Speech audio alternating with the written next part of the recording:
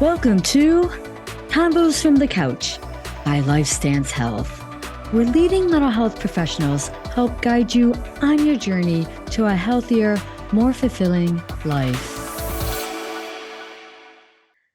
Happy New Year's, everyone, and welcome to Combos from the Couch. I'm Nicolette Lanza, and joining me today is therapist Victoria Benford.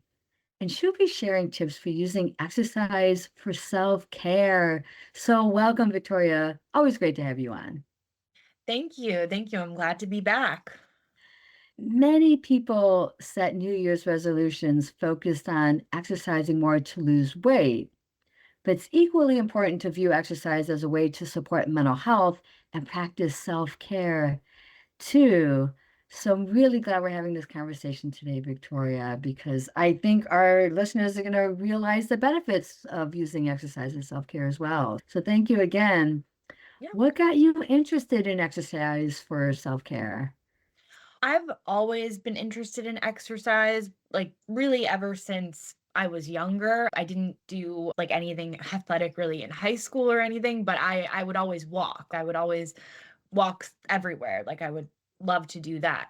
So I don't know. I think I just enjoyed movement a lot and I felt that exercise provides a certain type of release for the mind. You get outside, you walk on a treadmill. It's like this sort of clarity and grounding that comes with it. So it helps to, especially in our job, in our field, keep my mind present, fresh, Mhm. and I just really like the feeling of it. Yeah, no, I agree. We were chatting a little bit before we were recording here, how we both come from the same kind Mhm, of avenue with using it as self-care for sure for mhm. ourselves. No, you're already talking a little bit about some of the benefits of it, but how does exercise differ from other forms of self-care and what makes it uniquely effective?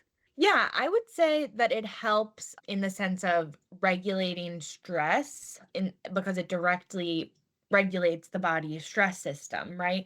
So it physically shifts our body from, let's say, before a workout or before a walk or something, you were in some type of email conversation with work, whatever your job is, or thinking about for us like client issue that is really something that we really need to hone in on. We have a meeting about it or something today.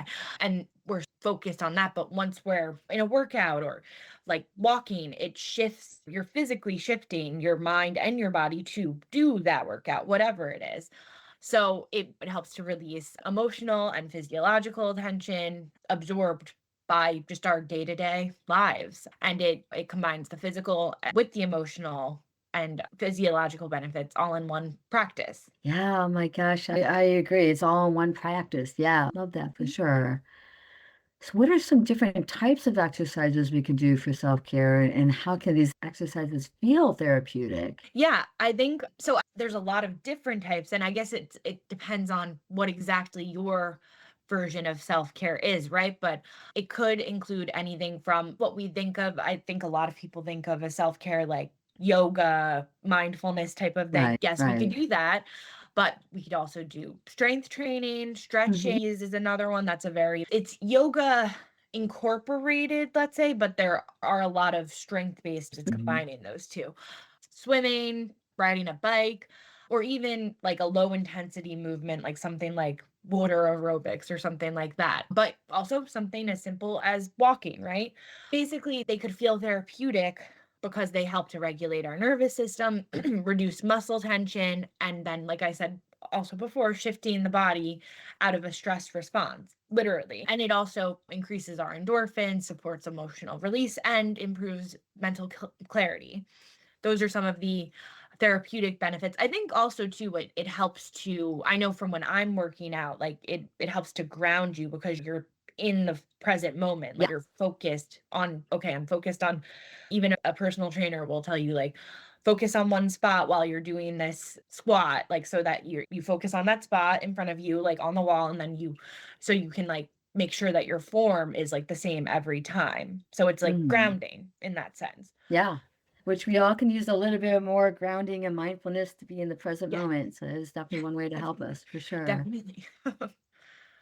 What are some common barriers that prevent people from using exercise as self-care, and how can they overcome them? Yes, I deal with these sometimes too. But so I would say basically feeling like you have a lack of time, and maybe you do have a lack of time, but I think there is some way to always try and incorporate it. If it's getting up a little earlier, if it's like taking 5, 10 minutes during your workday to just go and have a quick walk. Low motivation, that's something that a lot of us can deal with at times. Fatigue, being like burnt out from the day, from our jobs, being really stressed. If we're really stressed, we're probably not going to want to go work out. Right. But the caveat there is if you do, it will help you, but it's Right. to get to that Right. point. Yeah. Or even feeling a little negative on ourselves about maybe our fitness level. Oh, I don't think I could do Pilates. It's too hard. And also, I think just discomfort, maybe at times starting something new, like going to a new type of class, doing a new exercise, something like that. But I think, like with anything, like even as therapists trying to help our clients overcome things that they're dealing with, like especially low motivation, I hear a lot, negative self talk. That could be like I'm sure we all know as therapists what a SMART goal is. So include starting with those small, achievable, realistic goals, choosing enjoyable activities at first, and then like maybe inputting a little bit of something new once you're doing that. Or even for me too, what helps me is if you have a buddy that you could do a workout with or go for a walk with, that helps to motivate a little bit if you have that. Yeah. So yeah. Yeah. That can Mhm. definitely help. Speaking specifically about mental health professionals, why is it important that mental health professionals practice self-care to help manage burnout? Yeah, just being in this field is very emotionally taxing at times. We regularly hold space emotionally for others and manage maybe sometimes very high caseloads, very demanding cognitively caseloads, and then just being like, what's the word I'm looking for? Empathic, right? That is a form that we love to do, and it's like second nature, but it could put us into a compassion fatigue type of Yeah. burnout often, right? I think it's important that something like exercise, it could help to reduce those like the compassion fatigue, the burnout, because we're Hmm. physically shifting our body and improving our mental clarity and being able to, we're holding that emotional space, but then like letting it go and opening it back up again. Just those different grounding practices could help us sustain and protect our own mental health, I think. Oh, I Mhm. agree. Any other insights you'd like to share? Just, I hope everybody gets out there maybe in the new year and tries something new, like a new type of exercise, a new type of self care that they never really thought about before, or something that they maybe did before and then lost touch Hmm. with it. Yeah, I hope that maybe something like that in their new year. Right. And I think for some people who feel like maybe they can't do the more strenuous stuff, just to start small, just start by doing some stretching or some walking, things like Yes. that. And that's like a good gateway to kind of advance from there. So yeah, Yeah, yeah, definitely. anything counts. Movement, I think. Yes. And Just movement could be movement. like, hey, if you like to dance, then do some Oh, dancing, things like that. yes. Yeah, Yeah, for and to sure. have fun with it too, Yeah. I think that's important. I personally really have fun at the classes that I go to. I think of them as fun. And I think once you find that fun, like what you enjoy, you'll want to do that every day, Mhm. most days to navigate your mental health and clarity. Definitely. My gosh, Victoria, thank you for sharing your knowledge on this very important topic here of using exercise as a form of self-care.